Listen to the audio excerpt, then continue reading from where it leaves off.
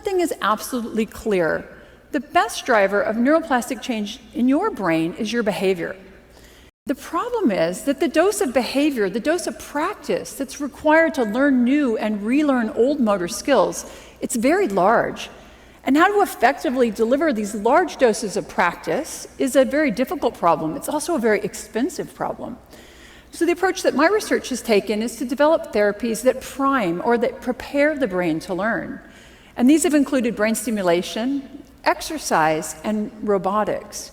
Through my research, I've realized that a major limitation to the development of therapies that speed recovery from stroke is that patterns of neuroplasticity are highly variable from person to person. Now, as a researcher, variability used to drive me crazy. It makes it very difficult to use statistics to test your data and your ideas.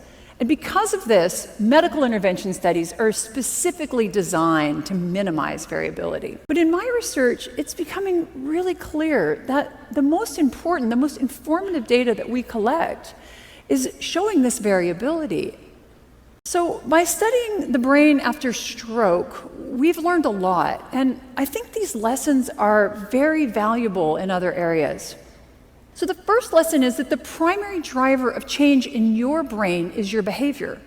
So there's no neuroplasticity drug you can take. Nothing is more effective than practice at helping you learn. And the bottom line is you have to do the work. And in fact, my research has shown that increased difficulty, increased struggle, if you will, during practice actually leads to both more learning and greater structural change in the brain. The problem here is that neuroplasticity can work both ways. It can be positive. You learn something new and you refined a motor skill. It also can be negative, though. You forgot something you once knew. You become addicted to drugs. Maybe you have chronic pain.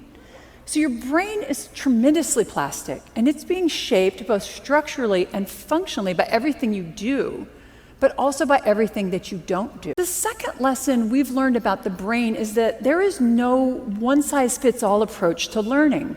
So there's no recipe for learning. Consider the popular belief that it takes 10,000 hours of practice to learn and to master a new motor skill. Now, I can assure you it is not quite that simple.